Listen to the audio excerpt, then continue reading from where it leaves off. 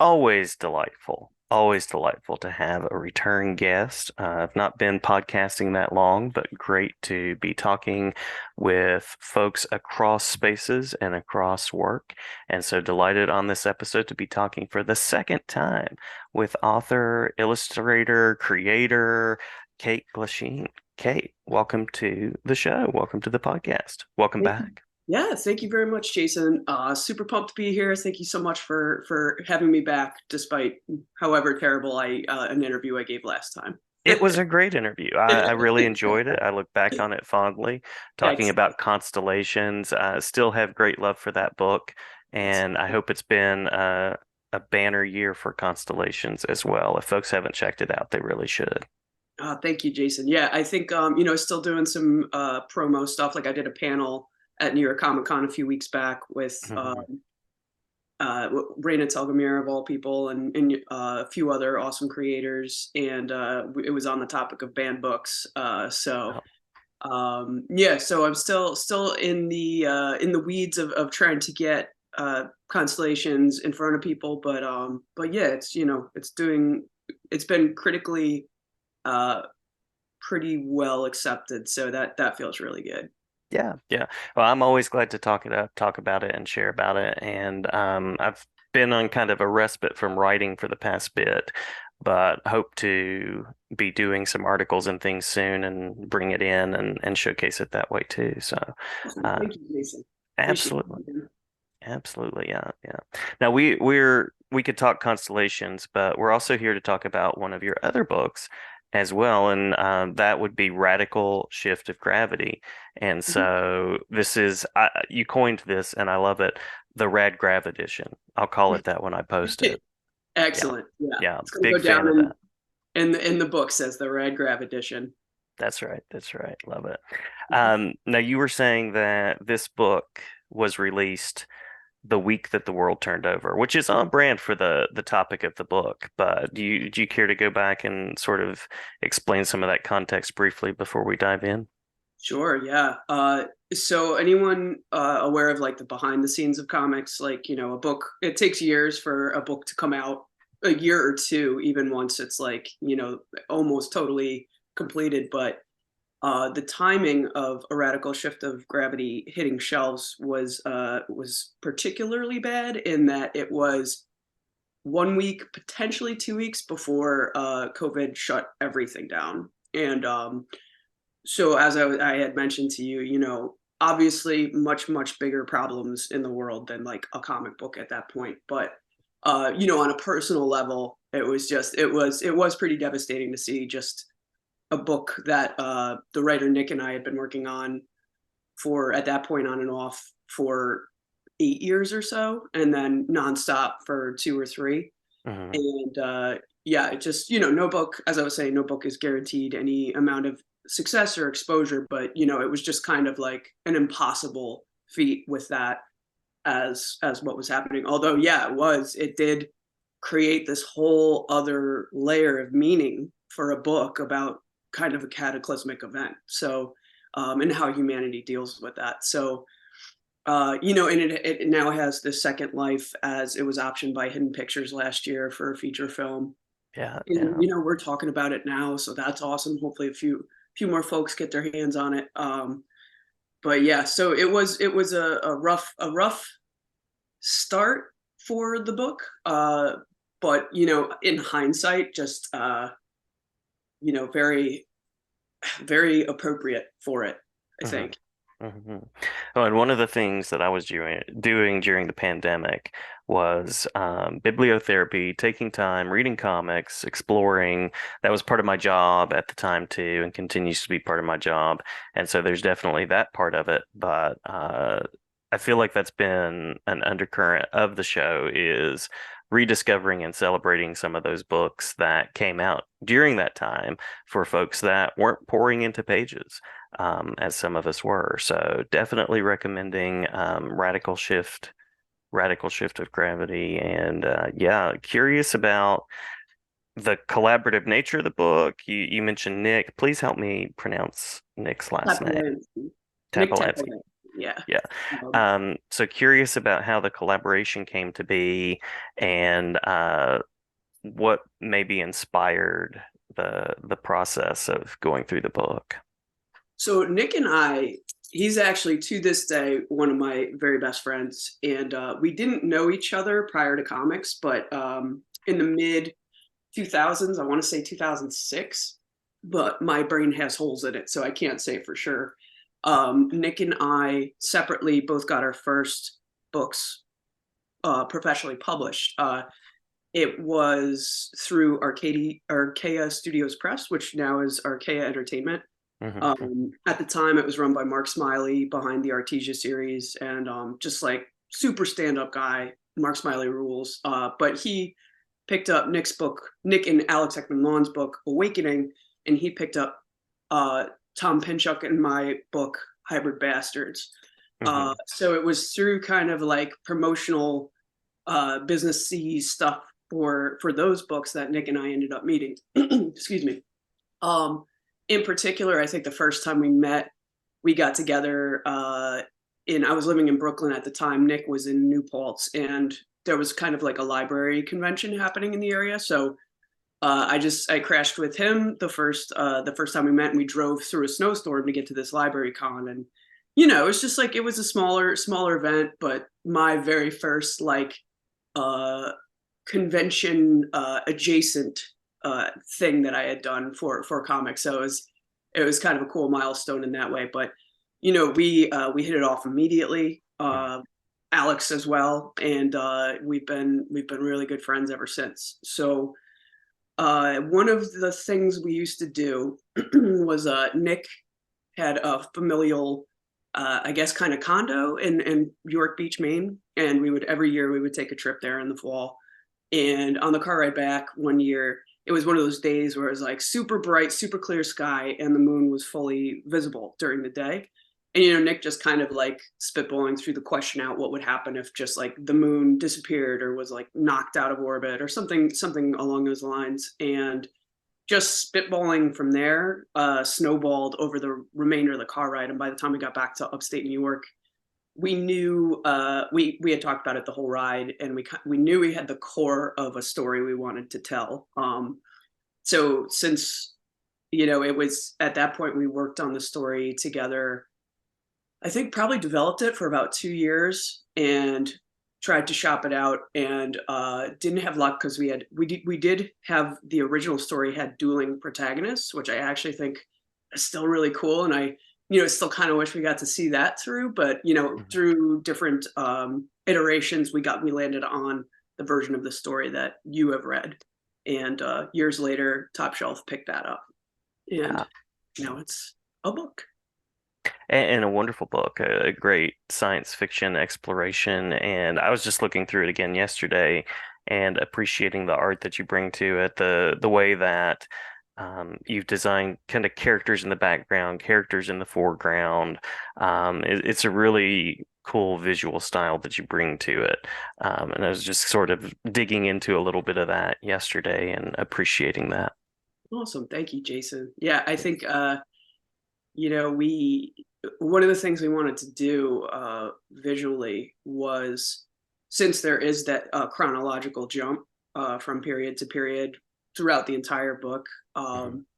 we wanted to have like distinct visual indicators for that to try and help with the confusion that would create. But it's also, and the time jumps were kind of twofold. That's just the way that the story worked best together, and b, gravity is related to time, interacts with time, so we wanted that to kind of bolster the sense of gravity kind of losing its moorings, or us losing our moorings. And yeah, so each era in the book has kind of a distinct color palette to try and help guide that. But Mhm. in addition to that, Nick and I spent a ton of time world building, and like not just for the characters within the story, but what would daily life look like for people there, and like what kind of, with the different attitudes that humanity would take towards gravity, what effect that would have on society, and what would recreation look like then, what would work look like then. So yeah, I definitely tried to keep the panels without overwhelming the panels with information,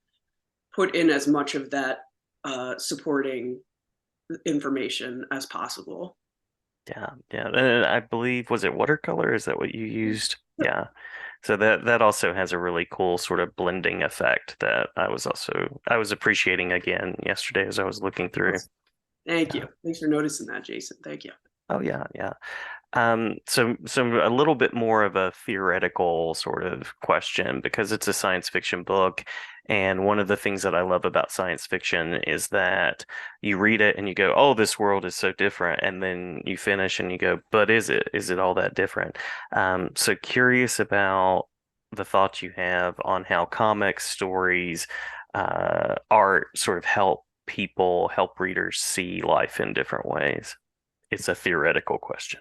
Yeah, yeah. No, it's a good question. I think so. I mean, I think the way that art can act as a translator between an idea and a reader or a viewer, I mean, I think it's just bottomless. Like, if you Mhm. can think it, then it can be turned into art, whether it's a painting, a drawing, a comic, a performance, film, animation. The list goes on and on. And even what art is can be a pretty wide definition. Mhm.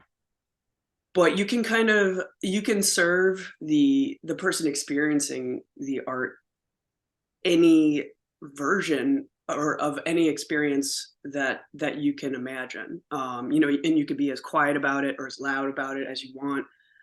You can create a perspective that's completely spelled out for a viewer and like hold their hand through it, or you can leave a trail of breadcrumbs for them to pick up on their own and follow. Mhm. You can be completely opaque and leave it completely up to viewer interpretation, or you can use symbolism and metaphor to kind of change the shape of something maybe difficult into something more digestible for Mhm. a reader.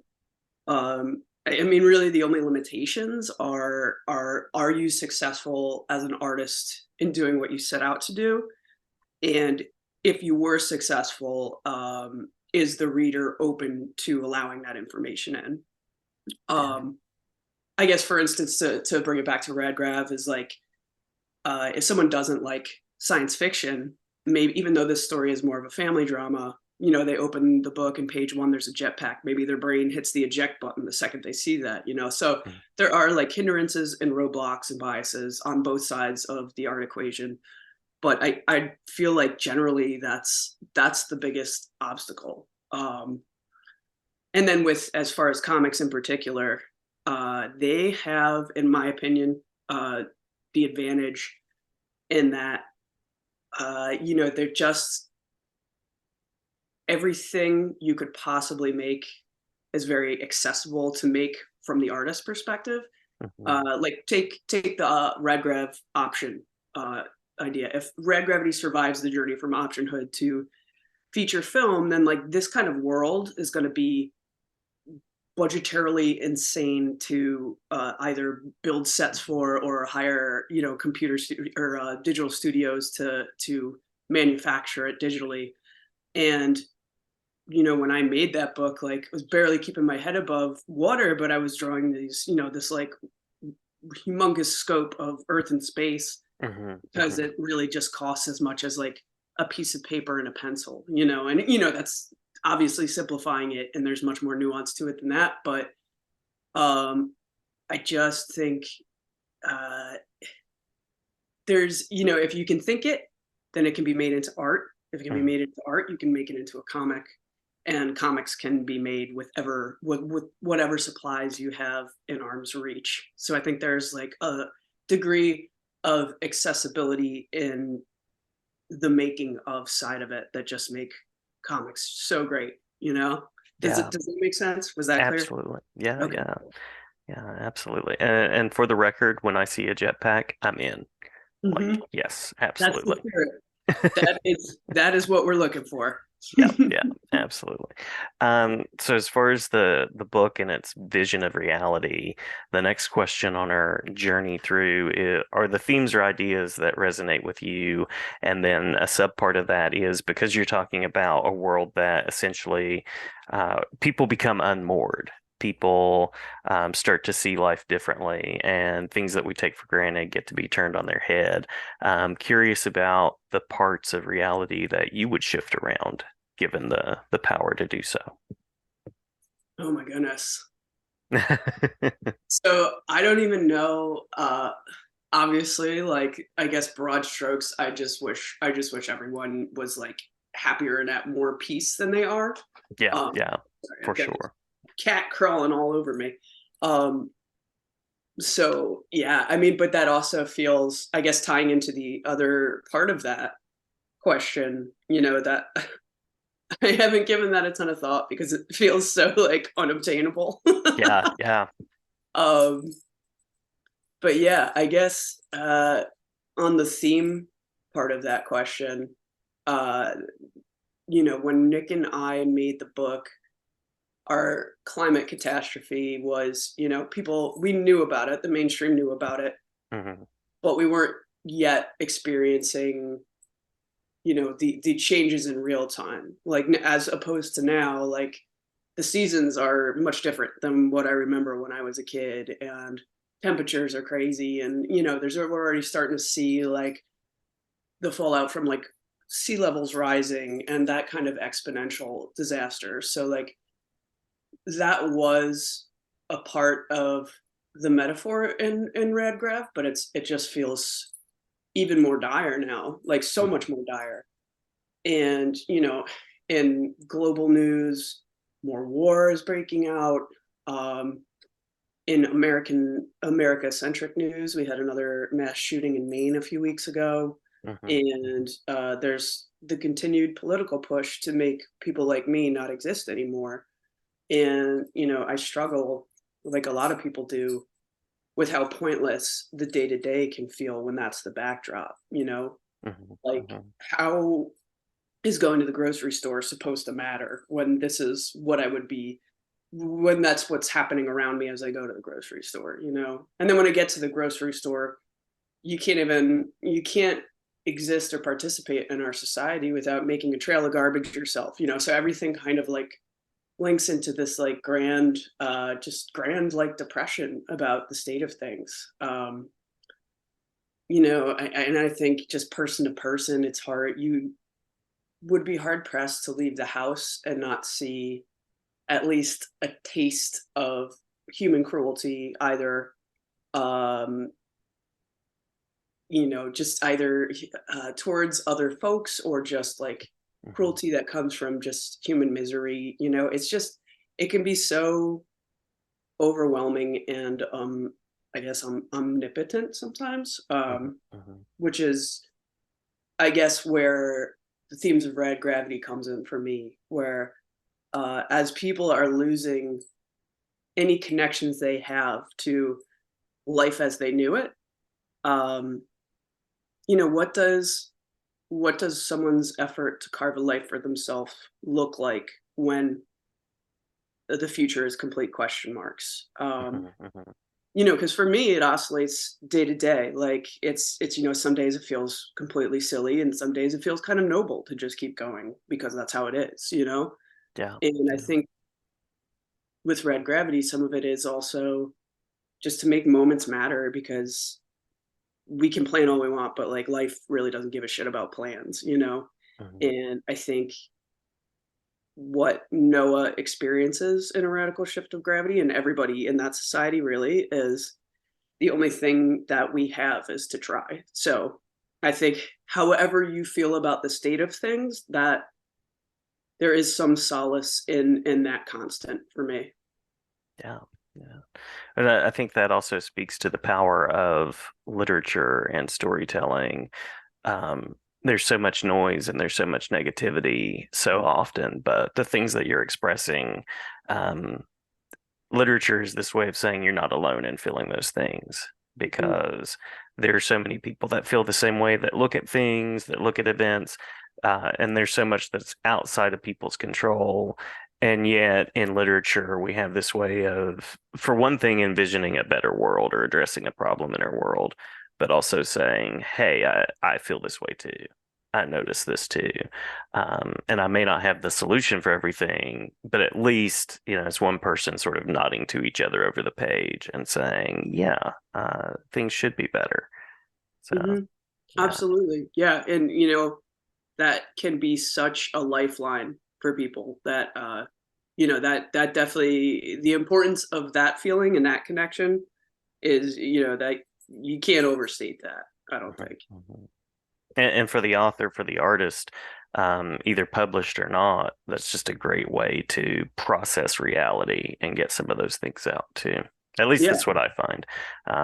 I can sketch totally. something that in no way looks as brilliant as what you have on the page, but it's a way of, putting something down and getting it out there. Yeah, and to jump books with Constellations, that not on the global scale, but on a very like mac or micro personal scale, Hmm. that was so crucial for my own processing of things, that it created this distance between me and the parts of myself and my life that I was analyzing. I had this buffer of a protagonist who was kind of spiritually representing me, and it gave me enough distance to kind of like take these things I want to process out and put them over here, and by drawing and writing I could keep them at a distance, so it wasn't an impossible task. And then when the book was done and I like took all these blocks and stacked them back inside me, they made a little bit more sense. Hmm. Hmm. But if I tried to do that without that without that distance, or stunt double, you could say, then Hmm. that would have been, I don't know if I would have been capable of doing that, like being so close to personally devastating things can be an impossible task. So Hmm. that's another amazing function of art, you know. Yeah, yeah, absolutely. And it's actually completely on the track that you would talk about constellations, because that's where we'll circle back to next as we're sort of Okay. closing out and giving you the chance to share anything else that you'd like to. Constellations being not a science fiction story, really, more of a personal historical, I guess you could say historical, since it's the 1980s. It's Um, actually very upsetting for me. It's historical fiction. right? Oh, it's quite the shock when I saw that label. So, but Yeah. it is regarded as historical fiction. So The here I 1980s. What can you do? go. It was a while ago, I guess. So they say. Yeah, that's what they say. At my high school students would say, yeah, that was a long time ago, even though I don't think so. Um, so curious about, of course, where we can go to learn more about the work, but also I hope it's been a good year for Constellations as it came out. I think it was spring, is that right? Yeah, it was May 2023. Yeah, yeah. Yeah, no, thank you. I think yeah, we kind of touched on it at the top of the interview, but Constellations has gotten 3-star reviews so far, so that's really awesome and incredible and affirming. Sales, I don't know much about where it's at in that regard, but I know publishing is kind of a slow burn, so I'm trying not even to really think about that until I have no option but to think about that. Hmm. Hmm. But yeah, no, I mean it has been definitely like its critical reception has been just like both a huge relief and just huge affirmation of like of the work I put in, and the thing I made. 'Cause there's a lot of doubt wrapped up in a career where your creativity is what pays your rent, and Hmm. um you know there's it can be a wild relationship to creativity. So yeah, it was just a really amazing feeling to have those reviews come in. Awesome. Awesome. Mhm. Awesome. And I hope that, as I mentioned, I hope folks will go check out Grab as well as Constellations. And I hope you're working on something else at the moment too. I hope that your wheels Yeah, are turning. they sure are. Well, they're turning in stops and starts, we'll say. Yeah. The But yes, I'm working on a new project. It is a bodily post-mortem sardonic science fantasy book, and Wow. Nice. Nice. I am yeah, so Holiday House and I would really like to work together again. I haven't completed the proposal yet, so hopefully it's something they'll be on board for. But I've been building that world and kind of working on narrative beats, and It's like a pretty complicated world, so I keep getting like caught in the weeds a bit. But I think once I figure the puzzle out of certain things that they're not clicking yet, I think like this is going to be an exciting project. So definitely, I'll keep you posted as soon as I have more info to share there. Awesome, Um, awesome. yeah, I'd love to see it. yeah, absolutely. Yeah. Um, yeah, and then for Constellations, you get that wherever comics or books are sold. Um, if you guys, if any listeners want to find me on Instagram, Hmm, I hmm. have my main handle at Katie Crime Spree, all one word, and that's kind of my gallery stuff, comic stuff, life stuff, illustration, and then I also, I believe we talked about this. I'm also a tattoo artist, so if you want to Hmm. check out my tattoo stuff, it's Katie_Glash_tattoo. There's a whole comics like sub community of tattoo artists meet comics artists that I really love. I appreciate your work. I was talking with Keith Cross the other day, if you know Keith Oh Cross's yeah, work. Yeah, and Brian Level, also a tattoo artist. So that's a cool yeah, overlap. It really is cool. yeah, yeah. I think yeah, there's some kind of Venn diagram. I'll maybe I'll like try and work this out, but I know there's some kind of Venn diagram with comics and tattoos, and I want to know what the source is of that.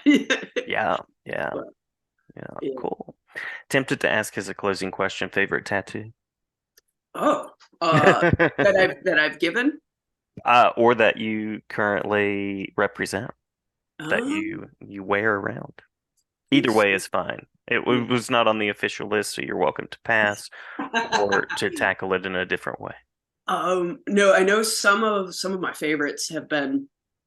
So I do this a few years back. I did a few gallery shows called Dead Kings and Dead Kings the Second, Mm, and there are these very detailed ink drawings of fictional and factual rulers throughout cultures, throughout time, throughout history, and it was to simplify it, it's a statement on power and how power is it's a an impossible feat and an insatiable drive to achieve it because ultimately time is the only master really. mhm, mhm, And I've had a few people getting dead king tattoos, which either a new image that we custom made together or an adaptation of pre-existing ones that I've done to work better as tattoos, and I really love doing those ones. mhm. Usually big, like pretty involved pieces, lots of hatching. And then on myself, I guess I gave myself a Dead King tattoo semi Nice, recently. Yeah, nice. and yeah, so that's my favorite right now. Cool, cool, This, cool. I can't say no to skeletons. Is part of the drive here. Yeah, nice, nice. Well, Kate, did we miss anything in the interview that you want to make sure to mention? Anything that's on your mind that you want to share before we close out? Don't think so, Jason. I think we covered pretty much everything. Awesome, awesome, awesome. Well, always glad to share about your work. Very curious to hear about the next work to come, and always glad to have you on. Awesome. Thank you, Jason. I am down to hang anytime. Thank you so much for having me again. It's a pleasure to be here. Great, great. Pleasure to have you, and thanks so much. Thanks, Jason. Take care, man. You too.